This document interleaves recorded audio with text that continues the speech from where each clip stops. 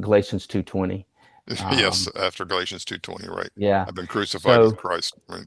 yes. So what was interesting for me is once I in 1990 when I really my eyes were open to the gospel, I began studying verses that I had been taught and to memorize, actually studying their full context.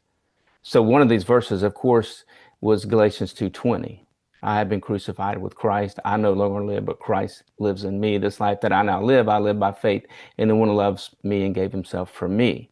I'd Hmm. never been taught Galatians uh, 2:21, had no idea what 2:21 was. And I didn't have any idea what the wider Right. conversation And of context is 2:20, so important. Yeah. vital. So I began to study it. And those words, I always, when I read the Bible, thought, oh, these are God's words to me.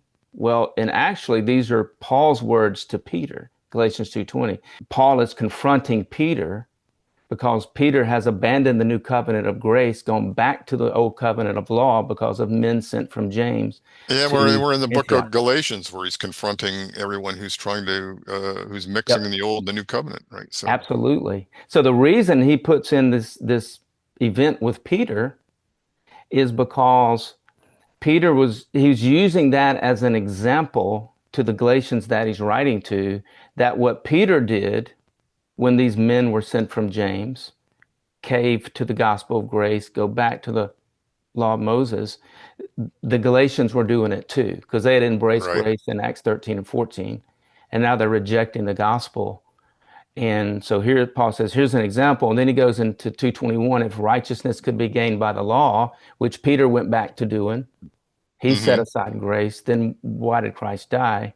Then he goes right, into Galatians 3:1, who bewitched you? And he's saying, I know who bewitched Peter, the men sent from James. I know who mm, persuaded Peter to abandon grace and go back to the law, the men sent from James.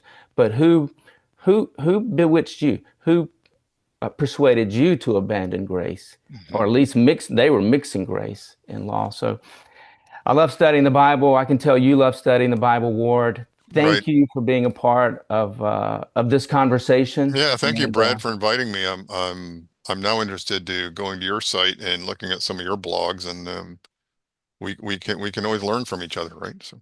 absolutely, absolutely.